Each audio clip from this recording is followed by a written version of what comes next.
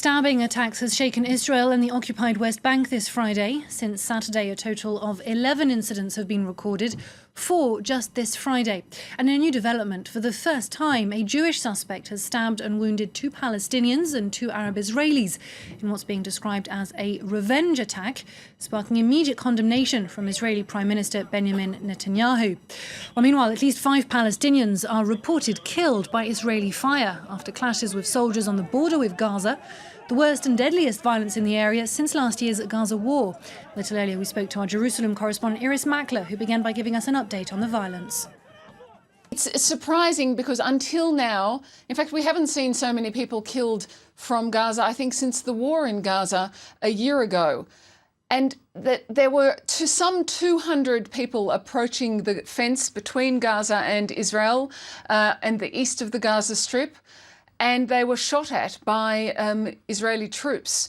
So there are several dead, some 20 Palestinian sources reporting some 20 wounded, and Ismail Haniyeh, the leader of Hamas in Gaza, is calling for an intifada. It's quite an interesting way to put it. He's not planning an intifada, he's calling for an uprising. So we are seeing now that Hamas is stepping in to this unrest that we have seen for the past week here. And clearly this unrest is escalating. Why now?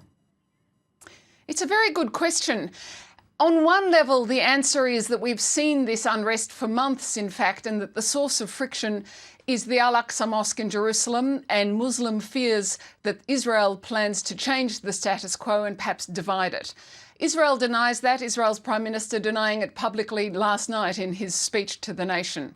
But it's also more than that, because while we've consistently seen clashes, riots with Israeli troops across the West Bank, that's young Palestinian men acting in a group. What we've seen over the past couple of days in Israel is Palestinians coming into Israel, stabbing them, sometimes with a screwdriver, sometimes with a vegetable peeler. That's a very personal rage. It's not organised, so it's not clear why it's happening or even when it will stop. It's as much, I think, against the Palestinian Authority, a despair within Palestine, within its own politics, as it is a statement against Israel.